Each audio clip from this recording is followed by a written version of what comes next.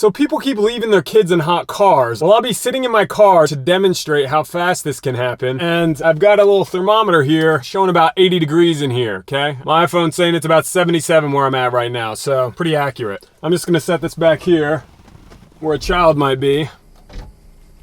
Now I'll do this while I tell you how research has proven that this could happen to anyone, including yourself. It's human nature. We forget things all the time, right? Did you grab the speaker? This is why I don't cook. Whole place is smoky.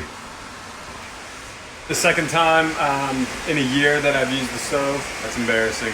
And while my Keys or Veggie Burger is a far stretch to compare to anyone's child, it seems the value of whatever's forgotten only plays a small role in how our memory works. It's very important that we recognize and understand that if we keep looking at these tragedies as people being careless and not a memory system failure, we will all continue to think that it can happen to us. The same way that the people now trapped in a living hell having to confront that they accidentally took the life of a child every moment of their life thought that it couldn't happen to them. Every person this happens to says the same thing. I never thought it could happen to me. The same exact thing you'd be saying if it happened to you. So stop thinking that it can't happen to you or someone you trust, because that makes you think that you're immune from this happening to you and you don't have to go to the lengths that we all should be going to make sure that this can't happen again. Now, the failure of our memory system in this case has been given a name. It's called forgotten baby syndrome. And the theory behind it is when we have out of the ordinary tasks, regardless of the importance, the memory system that's supposed to remind us fails and is taken over by habit, which our brains heavily rely on for our day-to-day functioning. Remember me saying I use the stove maybe twice a year? That's true, and if cooking had been a part of my routine and not something out of the ordinary for me, there would have been a lot less of a chance I would have forgotten my meal on the stove. Now again, this is only an analogy to illustrate how our brains work. And remember, the value of the object in the forgotten thought can be anything. Now, you can read the studies yourself if you don't believe that this could happen to you or someone you trust. But it can, and we all need to do something about it. Now, I already thought I came up with a brilliant device. Something like that already exists.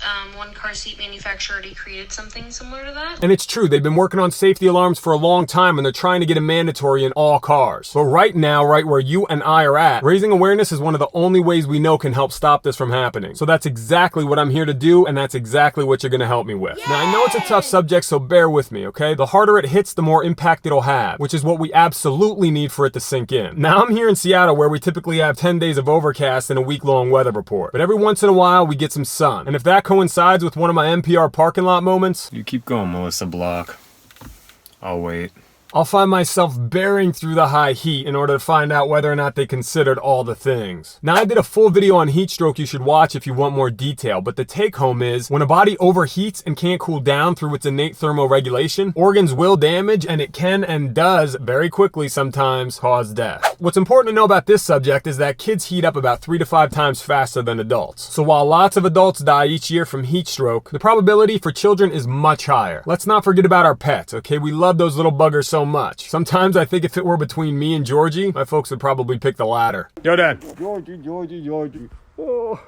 The bottom line is we're an overly stressed people. Overly worked to make ends meet, lots of obligations, sleep deprived. So we need to do everything we can to ensure that memory system doesn't fail. And if it does, that there's always a backup plan. So it's been recommended to leave an item that's like a part of your habitual process in your back seat so you won't forget it. Like your cell phone or your shoe, something you couldn't really get too far without. I thought of using the PARK, P-A-R-K anagram to tell yourself and enforce others to remember to peek at the rear for kids every time that they park. But public education and raising awareness is invaluable when it comes to our safety. So share this with your friends, family, and colleagues the best you can. But the importance of these safety checks just helps the forgotten baby. Now, I read a study that looked at a large sample of children that died from overheating in a car. Out of all of them, almost 75% were left there by adults. Now, about a quarter of those adults were aware they left their kids in the car. Now, again, with no intent of losing their child because of this. This happens because of a lack of education, of thinking because it's not that hot out or I left the window cracked that they'll be fine. Another study found this is not the case, and that regardless of what the ambient temperature is outside, the rate at which a car heats up every 5 minutes is the same, with something like 80% of the temperature rise occurring in the first half hour. And cracking the window has almost no effect. Now you know. But wait, what about the other 25% that weren't left in there by adults? What happened there? Children found their way into unlocked cars and were not able to get out. Some of the best ways to remedy this is to always make sure your car is locked and to keep your keys in a place that's out of the reach of any children, in the same place every time within eyesight. Hey, this will help you stop forgetting about where those are all the time too. Also, teaching your child to use the horn to honk if they feel trapped might be the way they save their own lives one day. Let's take a look at our thermometer. Almost 100 degrees in here. Clearly I'm sweating. Now, if you know of or thought of any other ways to help prevent any of this from happening, do share. Remember, this is Seattle, okay? It's 77 degrees out and I'm parked in the shade. Scrubs are soaking wet. I'm sweating like a sumo wrestler. Look at that. It's no joke. Be careful. Share this.